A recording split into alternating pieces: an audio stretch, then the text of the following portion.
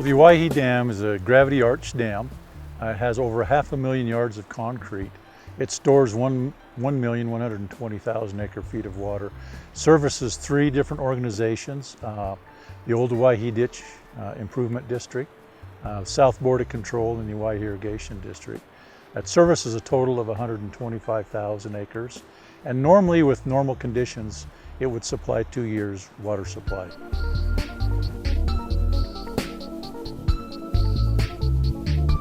2012 was really the beginning of a great concern.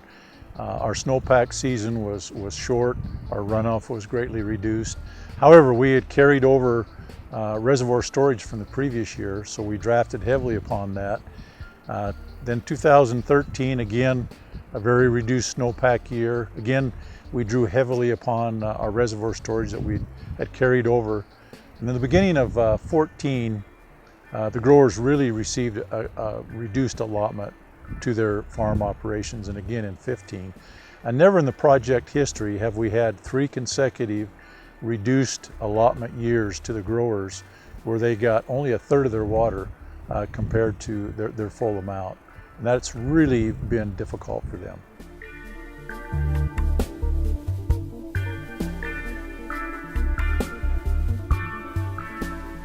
The way I've adapted to the short water this year is to not plant some crops. I left some ground idle, about half of my sugar beet crop and probably about 2/3 of my bean crop I did not plant because of lack of water. And that way I'd have enough water to finish out the crops that I did plant.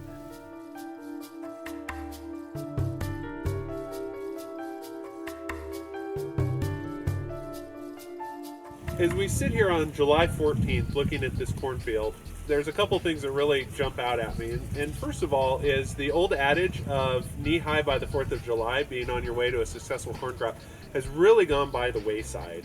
And part of that is because of the varieties and the work that's been done to really push corn farther. And whether it's a matter of a little bit of frost tolerance or just the general hybrid performance of this corn, when you stand here, this is obviously far taller than knee high on the 4th of July. You look at this corn that's in full tassel here in mid-July, the ears are in silk and are probably within a month of being physiologically ready to be harvested. It really is a huge factor in having success on a year where we don't have a full season of water.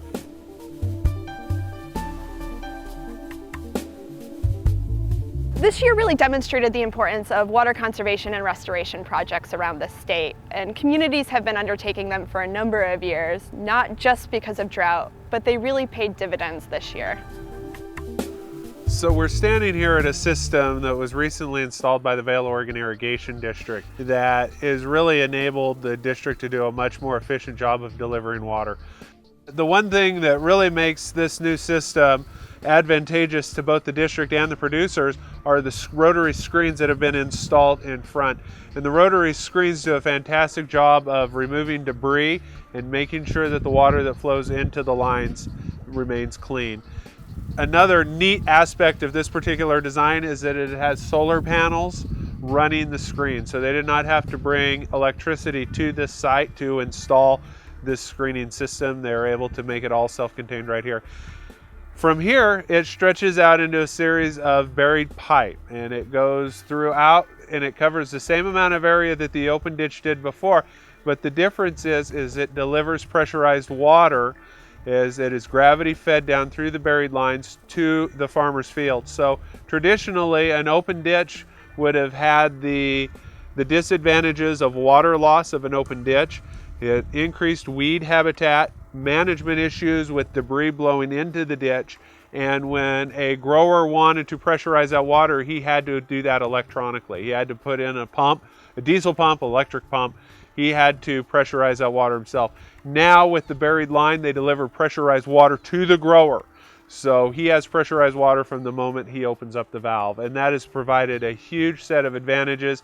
We don't have the water loss, we don't have the weed pressure, and we're saving energy on the other end, not having to pressurize the water. The changes the irrigation district has made is certainly operational changes. The system was not built to run on small amounts of water. Through conservation measures such as buried pipelines, gravity systems, we've been able to conserve water, and what little bit of water that we do have, we've been able to stretch that much farther than we would have been.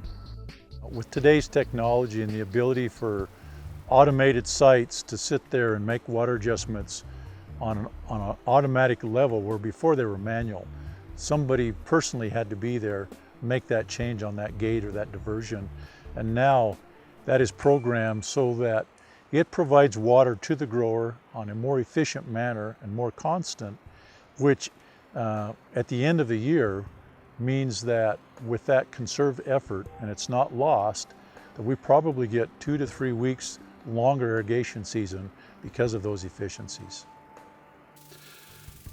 You know, one of the questions that we really do discuss from a point of industry and extension and growers is, where are we going, and are we taking enough steps to really prepare for a future that may not have a dependable storage water supply like our systems have been built on? And well, I personally feel like we've come a long ways.